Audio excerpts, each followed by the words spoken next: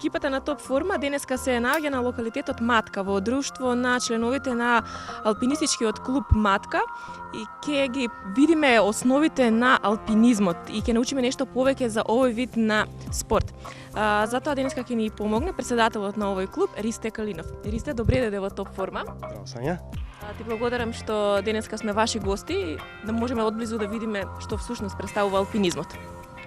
Добро дојдовте и се надевам дека ви беше интересно искачувањето до самиот локалитет. Локалитетот е препон со луѓе, има луѓе од секакви профили, имаме алпинисти, спортски качувачи, имаме шетачи. Денот е преубав за искачување и за дружење.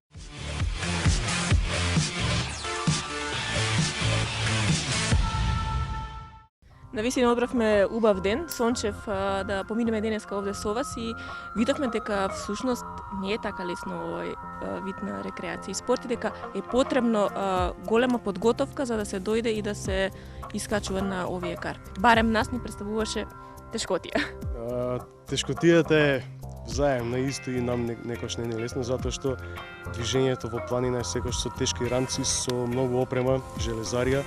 За да дојдеме до некој алпинистички локалитет, секогаш имаме одреден дел со движење.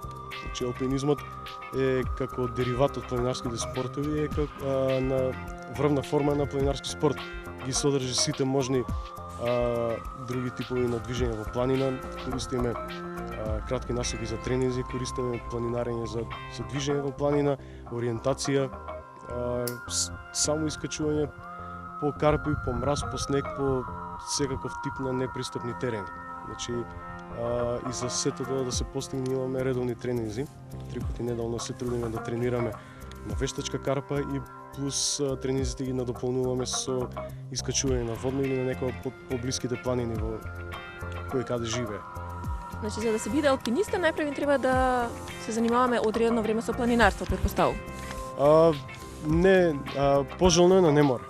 Јас, моите почетоци беа први со планинарење, потоа ги запознав луѓето кои се во алпинизмот и почнав да се занимавам со алпинизам, но како што видовте имаме почетници кои веднаш почнуваат со алпинизам.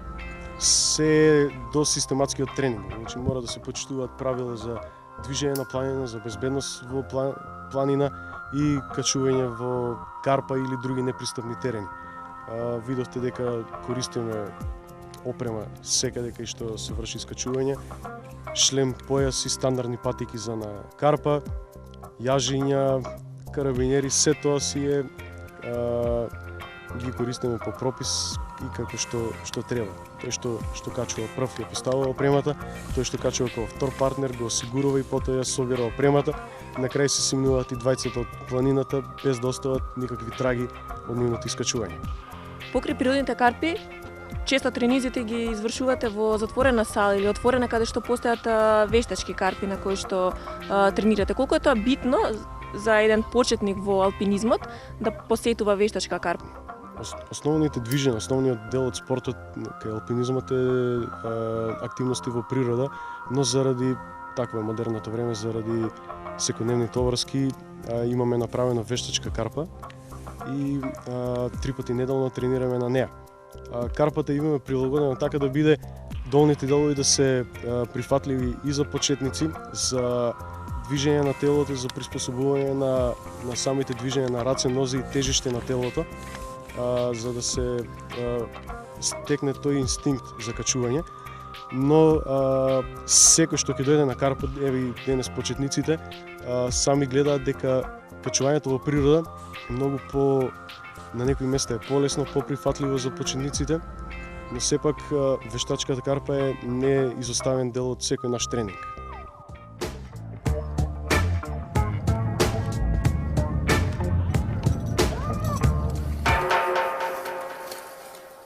Колку карпите природни се разликуваат една од друга и кажете нешто повеќе на гледачите за насоките на движење во природа? Постојат повеќе типови на карписти предели. Во Македонија имаме два типа на карпи. Имаме варовник, Матка и Демиркапија се генерално варовнички терен, исто и Солунска глава. Солунска глава е најголемиот карпест масив во Македонија. со широчина од прилика околу 5 км и висина во најголемите делови од 900 метри на Карпата. Тоа е импозантен објект дури за балкански стандарди, па и за европски. И гранитни карпи имаме локалитетот Плоча кај Радовиш. Тоа е некој вулкански базалт, не е чист гранит. Чист гранит изобилува во делот кај Прилеп, поточно Селечка планина, остра карпа и делот што го нарекуваме стогот, затоа што личи како стог сено и така го нарекле мештаните од тој крај. Кои се лесно совладеливи карпи, а кои се потешко совладеливи карпи? Секоја карпа има полесни и потешки делови во нив, така се рангираат и самите насоки според тежина. Имаме тежинска скала на насоки од 1 до 12. 1 е најлесни делови, скалести делови на карпа кои може да се качуваат без користење на раце. Веќе алпинистички терен се смета од тежина од оцена од 3 па нагоре до најтешките насоки. Најтешки алпинистички насоки се движат веќе до оцена 10 до 11.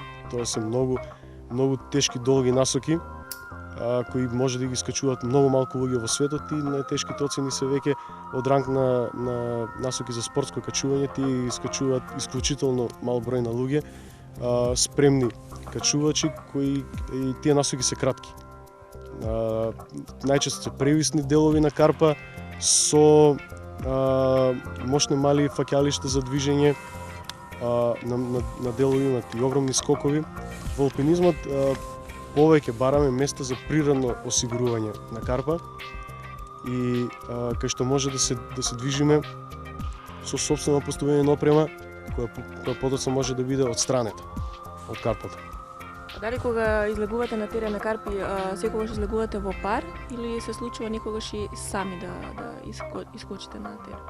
Одредени насоки кај нас, например, првите насоки на Солонски лава се искачени во соло стил, но тие биле качувани претежно од словенички алпинисти кои биле многу спремни.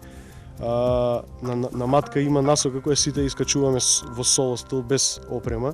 Некои преферираат да ја качуваат и со опрема, затоа што убав тренинг за качување на гребенска наврска. Насоката е релативно лесна, но е долга и убава за тренинг, 450 метри, но дури во неја треба да се биде максимално внимателен, особено на делот при спуштањето. Инаку сите други насоки преферираме да ги качуваме во наврска со партнер.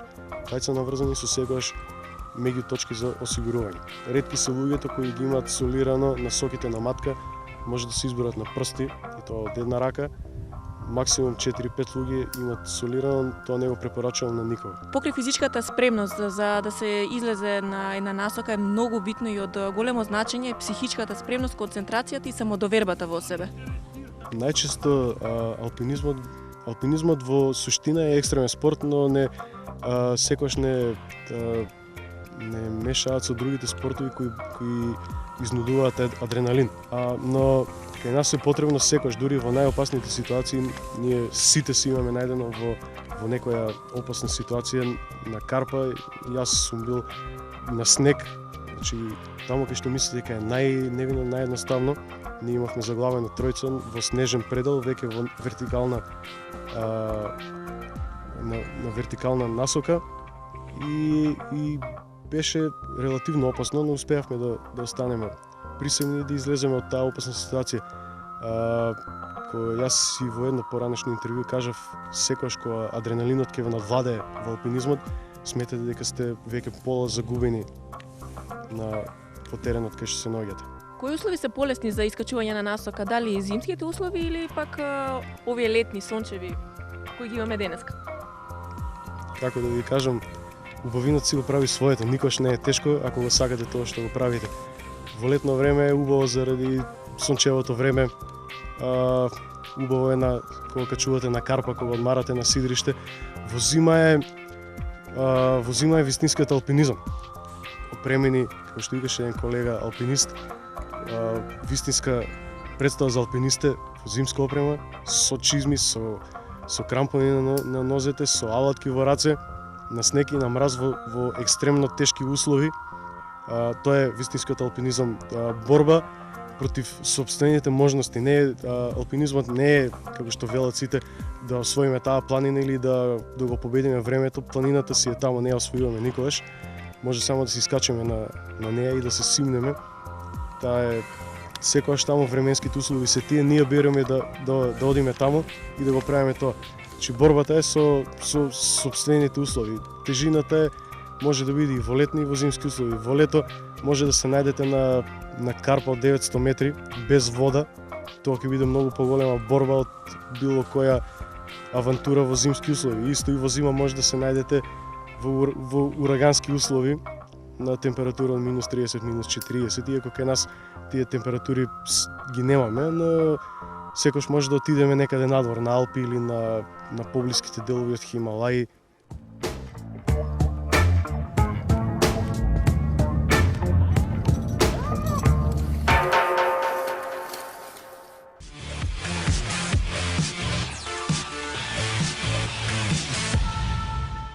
Приметивме дека има голем број на девојки кои што тренираат и доаѓаат овдека да се искачуваат на овие карпи. Колка е заинтересираноста на девојките во Македонија? Па во последно време имаме тенденција да ни доаѓаат повеќе девојчиња во клубот отколку машки, не знам зашто е тоа така, но тоа е супер да се знае дека алпинизмот не е спорт само за појакиот пол, фигуративно кажано. Девојките качуваат по-економично во карпа, затоа што имаат помали тела и прават пократки движења. Машките секогаш имаат тенденција кон поголеми движења, кон по-екстремни работи и многу побрзо се исцрпуваат во карпа. А кога е дозволено да за прв пат почнеме да се занимаваме со алпинизам и со искачување на карпи? И нема старосна граница кога да се почне. Сите се добродојдени да почнат со било какво спортување на планина. Сега за алпинизмот ние имаме и самиот закон ни налага секој да помине одредени медицински прегледи, коронарни стрес тестови и психотестови, сето тоа го правиме за секој нов член во клубот. А вие за крај една порака за гледачите на Топ Форма, што би им препорачале? Би им препорачал движење по планина, спортување, да се сака природата, се одржува природата. Особено жителите на Скопје го имаат водно како драгоцен извор за тренинг, за убавини, кој не може се ги имат и жичара, доволно да се качат догоре да уживаат во убавината, но сепак би им препорачал активно спортување. Добредојдени се сите кои сакаат да станат алпинисти кај нас во клубот. Има алпинистички клубови низ цела Македонија. Значи сите гледачи има било каде имаме клубови во Охрид, Радовиш, Струмица, Штип и може да се приклучат во било кој клуб кога сакаат, каде сакаат. И да бидат во топ форма и да тренираат и секако да се дружат. Да. Благодарам многу, имате убав ден и пријатни скачувања каде и да посакате. Благодарам исто и на вас. Добре ден сте секогаш да качувате кога сакате со нас.